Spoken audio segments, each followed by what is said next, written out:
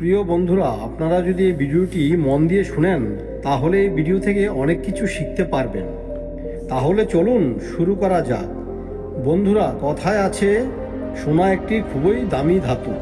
যখন এটা আলাদা আলাদা অলঙ্কারে নির্মিত হয়ে পড়ে তখন তার আলাদা আলাদা নাম হয়ে পড়ে। ঠিক ওইভাবেই যখন একটি মেয়ে তার বাবার ঘরে থাকে তখন তাকে মেয়ে বলা হয়। এরপর ওই মেয়ে যখন কোনো পুরুষকে বরণ করে নেয়, শ্বশুরবাড়ি যায়, তখন তাকে স্ত্রী বলা হয়। আর ওই স্ত্রী যখন স্বামীকে ছেড়ে অন্য কোনো ব্যক্তির সাথে শারীরিক সম্পর্ক করে তখন তাকে পতিতা বা বেশ্যা বলা হয়। যখন সে তার ভাইয়ের কাছে যায় তখন তাকে বোন বলা হয়। যখন সে কোনো সন্তানের জন্ম দেয় তখন তাকে মা বলা হয়। আর সন্তানদের বিবাহ হওয়ার পর যখন তার বাচ্চা হয় তখন তাকে দিদা বলে ডাকা হয়। ঠিক এইভাবেই পুরুষেরও তার কর্ম হিসাবে তার নাম দেওয়া হয়। এখন কথা হলো, স্ত্রীরা কখন কখন এবং কতদিন তার স্বামীকে ভালোবাসে। এখন কথা হলো, আপনার প্রেমিকা বা স্ত্রী আপনাকে কি সত্যিকারের ভালোবাসে নাকি আপনার সাথে ছলনা করে? আপনি সম্পূর্ণ জানতে পারবেন আজ এই কাহিনী থেকে। একবার এক নগরে এক রাজা রাজত্ব করতেন। ওই রাজা স্ত্রীদের প্রতি খুবই মোহ ছিল। রাজার বয়স 40 বছর পার হলেও তিনি এখন পর্যন্ত বিয়ে করেননি। তিনি এই জন্য বিয়ে করেননি কারণ তার এখনো পর্যন্ত কোনো মহিলাকে পছন্দ হয়নি। একবার ওই রাজা এক জঙ্গলের মধ্যে শিকার করতে যান। সেখানে তিনি এক খুবই সুন্দরী স্ত্রীকে দেখেন। স্ত্রীকে দেখে রাজা মুগ্ধ হয়ে যান। এরপর তাদের মধ্যে কথাবার্তা শুরু হয়। তারপর রাজা জানতে পারেন যে ওই স্ত্রী একজন পতিতা নারী। এটা জানার পরেও রাজা তাকে বলেন যে তুমি খুবই সুন্দর, তোমার সুন্দরতা এবং তোমার মিষ্টি কথা আমার মনকে মোহিত করে ফেলেছে। আমি তোমাকে ছাড়া বাঁচতে পারবো না, আমি তোমাকে বিবাহ করতে চাই। এটা শুনে ওই মহিলা রাজাকে বোঝাতে শুরু করে। তিনি বলেন, হে মহারাজ, আপনি তো একজন জ্ঞানী মানুষ। আপনি হয়তো এটা জেনে ফেলেছেন যে আমি একজন পতিতা নারী। আর পতিতাদের একটা নিয়ম আছে, তারা সারা জীবন কুঁয়ারি থাকে। আর কুঁয়ারি থাকার সত্ত্বেও তারা নানান পুরুষের সাথে সম্পর্ক স্থাপিত করে। না তো আমরা কাউকে ভালোবাসি আর না তো আমরা কাউকে আপন ভাবি। আমাদের কোনো একজন ব্যক্তির প্রতি প্রেম বা ভালোবাসা থাকে না। ওই মহিলা রাজাকে অনেক বোঝান, কিন্তু রাজা তার জেদ কিছুতেই ছাড়তে চান না। এরপর কোনোভাবে রাজা সেই দিন বাড়ি ফিরে আসে, কিন্তু কোনোভাবেই সে রাজা সারা রাত্রি ঘুমাতে পারেন না। তিনি শুধু এপাশ ওপাশ হতে থাকেন। ওই স্ত্রীর মুখমণ্ডল সারা রাত্রি তার চোখের সামনে ভাসতে থাকে। কিছুদিন রাজা এইভাবেই তার দিন কাটান। তারপর কিছুদিন পর একটা বাহানা করে তিনি শিকারের বাহানায় ওই জঙ্গলে আবার ওই পতিতা নারীর সাথে দেখা করতে যান। তিনি তাকে বলেন, হে সুন্দরী, আমি তোমাকে ছাড়া বেঁচে থাকতে পারবো না। আমি তোমার থেকে আলাদা থেকে দেখেছি। আমি তোমার থেকে যতটা দূরে থেকে দেখেছি ততই বেশি আমার তোমার কথা মনে পড়ে। তুমি আমার রাত্রের ঘুম কেড়ে নিয়েছো। আমি তোমাকে খুবই ভালোবেসে ফেলেছি, এই জন্য তুমিও আমার প্রেমকে স্বীকার করে নাও। তুমিও আমার বিবাহের প্রস্তাবকে স্বীকার করে নাও, আমাকে বিবাহ করে নাও। এরপর ওই মহিলা বলে, হে মহারাজ, আমাদের কোনো ধর্ম হয় না, তবুও আপনি যদি না মানেন তাহলে আমি আপনাকে বিবাহ করার জন্য প্রস্তুত। কিন্তু আমার দুটি শর্ত আছে। আপনি যদি আমার এই দুটি শর্ত মানেন তাহলে আমি আপনাকে বিবাহ করতে রাজি আছি। রাজা ওই মহিলার প্রেমে এতটাই অন্ধ ছিলেন যে তিনি কোনটি ভুল কোনটি সঠিক ওই জ্ঞানটি হারিয়ে ফেলেছিলেন। আমাদের এই মন খুবই চঞ্চল। যদি এই মন কারোর প্রতি লেগে যায় তাহলে ওই মন তার গুণ অগুণ কিছুই দেখতে পায় না। কিন্তু ওই পতিতা মহিলা বারবার একটি কথা রাজাকে বলছিলেন, কিন্তু রাজা সেটিকে ধ্যান না দিয়ে রাজা বলেই ফেলেছেন যে ঠিক আছে, আমি তোমার দুটি শর্ত মানতে রাজি আছি। তখনও রাজার চোখ খোলেননি। রাজা তখনও ওই মহিলার চাল বুঝতে পারছিলেন না, কারণ বিবাহের কোনো শর্ত হয় না। ওই মহিলা কোনো জিনিসের সওদা করছিলেন না। তিনি বিবাহ করছিলেন। সেটা রাজা বুঝতে পারে না।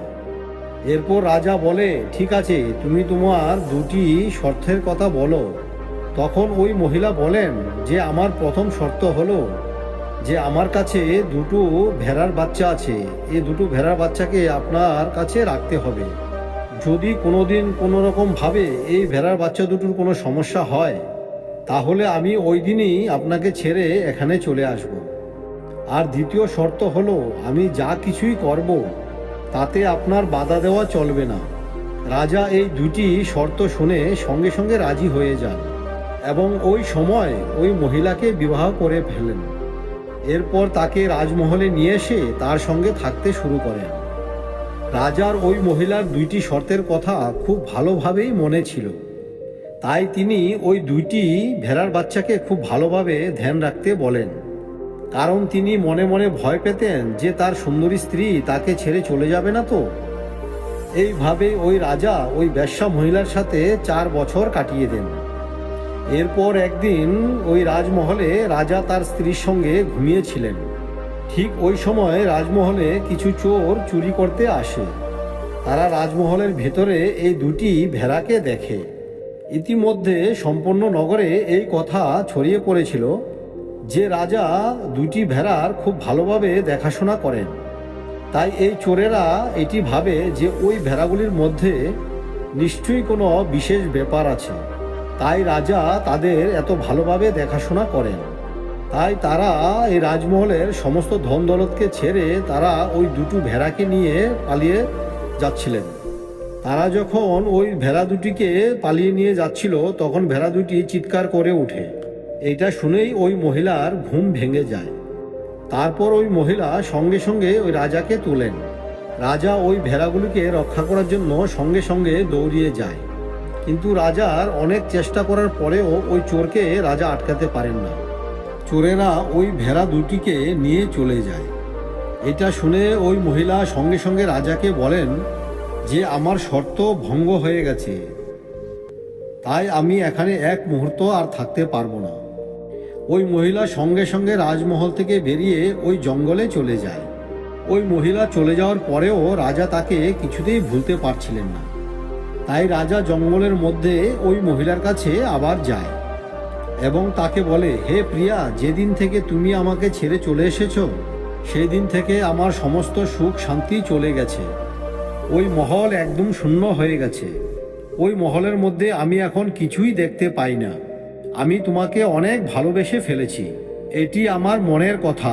তুমি আমার মনের কথাকে বোঝার চেষ্টা করো আর আমার সঙ্গে আবার ফিরে চলো। তখন ওই মহিলা বলে, হে মহারাজ, আমি আপনার ইচ্ছা অনুসারে কিছুদিন আপনার স্ত্রী হয়ে ছিলাম, কিন্তু আপনি জানেন যে আমি একজন পতিতা। আমার কোনো ধর্ম নেই। এখানে নতুন নতুন পুরুষের আসা যাওয়া লেগেই থাকে। আমরা কোনো পুরুষকেই আপন ভাবতে পারি না। তবুও আমি আপনার কাছে গিয়েছিলাম, কিন্তু আপনি আমাকে আবার নিয়ে যেতে এসেছেন। তাহলে আজ আমি আপনাকে 3টি কথা বলবো। যদি আপনি এই 3টি কথা খুব ধ্যান দিয়ে শোনেন আর নিজের জীবনে প্রয়োগ করেন, তাহলে আপনি কখনোই দুঃখী থাকবেন না, আর আপনি কখনোই কোনো জিনিসের জন্য আফসোস করবেন না। আপনি কখনোই কোনো স্ত্রীর প্রতি মোহিত হয়ে পড়বেন না। প্রথম কথা, মনে রাখবেন যে পতিতাদের কোনো ধর্ম হয় না। যতদিন তারা বেঁচে থাকে ততদিন তারা অগন্তি পাপ করে থাকে। তারা কখনোই সংসার ধর্ম বা স্ত্রী ধর্ম পালন করতে পারে না। দ্বিতীয় কথা, যে মহিলা অর্থ ও ধন দৌলতের লোভে নিজের স্বামীকে ভালোবাসে, ওই প্রেম ওই ভালোবাসা বেশি দিন টিকে থাকে না। আর যে পুরুষ নিজের স্ত্রীর প্রশংসায় পঞ্চমুখ হয়ে ওঠে, সে তাকে সত্যিকারের ভালোবাসে না। যে স্বামী স্ত্রী একে অপরের প্রশংসা করতে থাকে কিন্তু তাদের মনে অন্য কিছু চলতে থাকে, ওই সম্পর্ক বেশি দিন টিকে থাকে না। আর যে কোনো পতিতাদের প্রেম হলো একটি ছলনা। তারা পুরুষের বদলে শুধুমাত্র ধন দৌলতকেই ভালোবাসে। তারা যেখানে বেশি ধন বেশি অর্থ পাবে সেখানেই তাদের প্রেম হবে। বন্ধুরা, এই কথাটি শুধু পতিতাদের উপরেই লাগু হয় না, এটা এখন আমাদের সংসারের বেশিরভাগ পুরুষ এবং মহিলাদের উপর লাগু হয়। যে সমস্ত স্ত্রীরা অর্থের লোভে নিজের স্বামীকে ধোঁকা দিয়ে অন্য কোনো পুরুষের সঙ্গে পালিয়ে যায় বা অন্য কোনো পুরুষকে ভালোবাসতে শুরু করে, আর যে সমস্ত পুরুষেরা অর্থের লোভে নিজের স্ত্রীকে ছেড়ে অন্যের স্ত্রীকে নিজের জালে ফাঁসিয়ে নেয়, তারা কখনোই সত্যিকারের ভালোবাসা বা সত্যিকারের প্রেম দিতে পারে না। বন্ধুরা, পতিতাদের তো কোনো ধর্ম নেই, তারা নিজের ধর্ম পালন করে চলে। কিন্তু যারা ঘরের সাধারণ মহিলা, তাদের নির্দিষ্ট একটা ধর্ম আছে। তাদের যে পুরুষের সঙ্গে মা বাবা বিবাহের আবদ্ধ করে দেয়, ওই পুরুষের সঙ্গেই তাদের সারা জীবন কাটানো উচিত। তাতে সে দরিদ্র হোক বা ধনী, সুখী হোক বা দুঃখী। এটাই আমাদের বেদ শাস্ত্রে বলা হয়ে থাকে। যেমন মাতা অনুসূয়া, তিনি ছোট্ট একটি কুঠিরে বসবাস করতেন। তার স্বামী সর্বদা রোদে পুড়ে কর্ম করে গেছেন। তার কাছে কোনো ধন দৌলত ছিল না, তার মধ্যে ছিল শুধু ঈশ্বরের প্রতি ভক্তি। তাহলে কিভাবে তারা তিনজন দেবতাকে 6 মাসের জন্য নিজের পুত্র করে নিয়েছিলেন?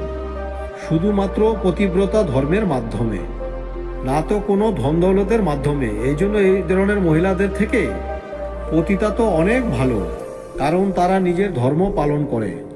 কিন্তু আজকাল এমন কিছু মহিলা এই সমাজে আছে যারা নিজের স্বামীকে কিছুই ভাবে না।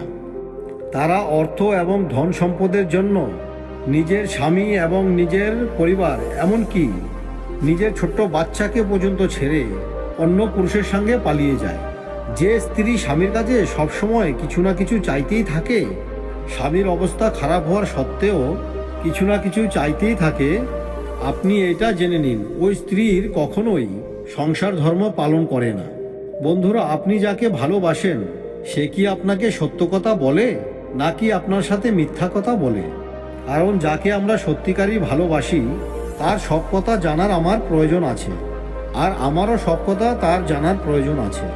যদি সে আপনাকে সত্যি কথা না বলে, যদি সে আপনাকে মিথ্যা কথা বলে, সত্য প্রকাশ হওয়ার পর অজুহাত দেখায়, তাহলে সে কখনোই আপনাকে সত্যিকারের ভালোবাসে না। যে আপনাকে সত্যিকারের ভালোবাসে সে আপনাকে সবসময় সত্যি কথা বলবে, তার পরিণাম যেমনই হোক না কেন। কোনোদিনও সে আপনাকে মিথ্যে কথা বলবে না। যে ব্যক্তি আপনাকে তার জীবনের সব কথা লুকিয়ে যায়, মিথ্যে বলে, এখন বলে একরকম আর পরে বলে আরেক রকম, আর যখন আপনি তার কর্মকাণ্ড ধরতে পারেন তখন সে আপনাকে অজুহাত দেখানো শুরু করবে, আপনাকে বোকা বানানোর চেষ্টা করবে, তাহলে বুঝে নিন সে ব্যক্তি আপনাকে সত্যিকারের ভালোবাসে না।